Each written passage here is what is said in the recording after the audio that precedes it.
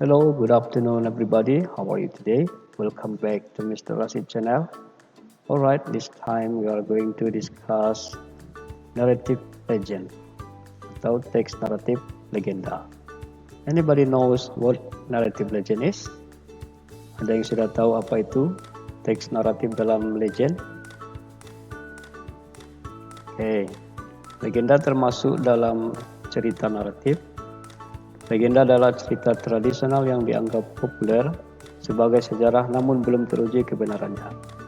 Beberapa legenda merupakan properti unik dari sebuah tempat atau seorang yang telah melekat pada beberapa orang atau tempat tertentu dan diwariskan dari generasi ke generasi.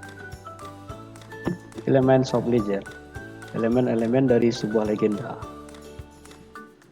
Sebagai salah satu jenis teks naratif, legenda juga memiliki elemen-elemen seperti karakter, penokohan, latar, alur, dan nilai moral. Generic structure of legend, struktur umum dari sebuah legenda. The first one is orientation. Who are the characters? Siapakah tokoh yang ada dalam cerita? And then when and where did the story take place? Di manakah cerita tersebut terjadi? And how did the story start? Bagaimana awal mula cerita tersebut? And then complication. What happened to the characters? Apa yang terjadi kepada tokoh yang ada dalam cerita?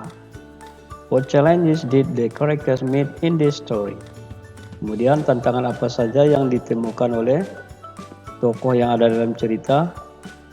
And then resolutions. How did the characters solve the problems? Bagaimana upaya tokoh yang ada dalam cerita menyelesaikan masalah? How was the ending? Dan bagaimana akhir dari cerita tersebut? And then coda. What did the character learn? Apa yang tokoh pelajari dari cerita tersebut? Next, what do you learn from the story? Dan seterusnya, apa yang kamu pelajari dari cerita legenda tersebut? Plot atau struktur teks naratif meliputi orientasi, komplikasi, dan resolusi, dan terkadang secara eksplisit mengandung nilai moral yang disebut koda. Orientasi adalah pengenalan karakter, latar, dan arah cerita. Selanjutnya, komplikasi. Perjuangan atau masalah yang dihadapi para tokoh. Next, climax. Titik puncak masalah atau titik ketegangan tertinggi dalam cerita. Seterusnya, resolusi, akhir dari sebuah cerita. And the last one is moral, pelajaran yang diberikan cerita kepada pembaca. Kemudian dalam narrative text legenda, it's usually used present verbs and past tense. Biasanya dalam naratif teks menggunakan kata kerja tindakan dalam bentuk lampau. Kata kerja aksi adalah kata kerja yang menyatakan tindakan. Kata kerja ini menjelaskan apa yang dilakukan subjek.